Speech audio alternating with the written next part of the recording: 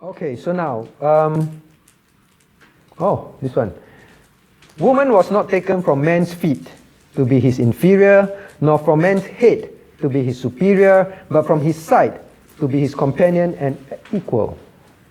You always hear that at weddings? At weddings, right? People say, oh, God did not make Eve from a bone from man's feet, because so that it's for men to step on her. God did not take the bone from the man's head, because she's not supposed to be head over her, but took it from his side, because he's supposed to be the companion by his side, and he's supposed to be close with her. So what do you think? Is it allegorical? Is it spiritualizing? Is it? Did God anywhere else explain why he took it from the side? All this head and toe and all that. God never said it. But did God say woman not to be head? Yes? Just teach it. Don't have to say God didn't take a bone from here. Alright? Did God say did God say love your wife and don't treat her badly? Yes, just teach that. Don't say didn't take from the feet. But do you realize for medical reason? The toe don't grow back. The skull bones, as far as I know, don't grow back. But the rib bone grows back. Medically, it works. God is the creator. He knows if I take a piece from his head, Adam won't be very normal. Right? If I take one of his toe bone, he's going to limp. Eve won't quite like him. Right? You don't want to marry a limping person. If I take a bone from here, I'm creator, I know it grows back. Medically, it does that. Alright? But all these things, now, sometimes the main thing is don't make a theology out of it. Don't say the theology of love your wives and have her as one flesh. Don't build that theology based on it was taken from his side. Understand that? Don't build a theology on that.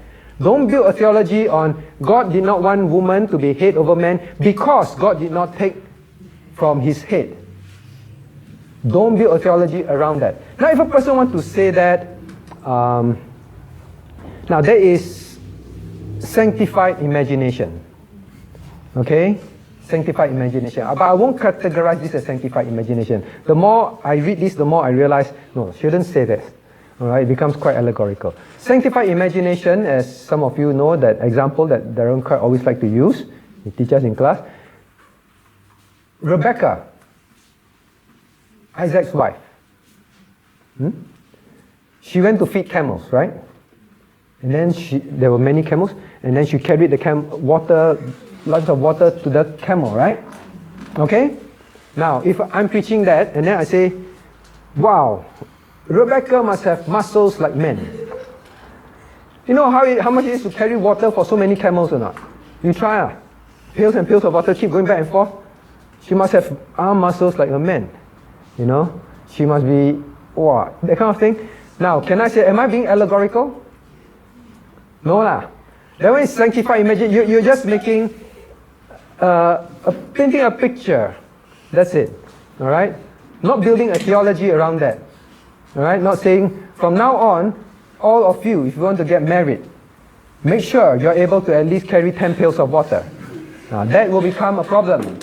I just want to say, out of jest, say, wow, Rebecca must have been a very strong woman. She probably was, Alright? But if I build a theology around that, then it's wrong. Alright? Now, this thing about head, toe, and all that, I think best to avoid. Thanks for bringing it up. I hope I've never said that. Right? You see how easy it is to allegorize? After the session, one of the girls said, oh, I'm so good at allegorizing. I don't even have to try. It's true, right? We may make all these statements, so every time we say something, think twice. So thank you for this person for submitting this question. I think it's a good question, good reminder for all of us. But if I say, now God, well, the main thing is don't build a theology around those things. Don't say God wants us to love the woman because he's taken from the side. Don't say things like that. It is not because of that. But it is because of what? Yes, right? Because as Christ does the church. Now that is not building a theology on our own whim and fancy, because Christ said, husband, love your wife as Christ loved the church. Right? God said that is the comparison. God didn't say, husband, love your wife because I took Eve out of your side. God didn't say that. No, that's not the theology to build on. Alright, okay? So hopefully we are clearer with how to read the Bible. What do we have here? Top 5 reasons why church dropouts, what church dropouts say, why they stop attending church.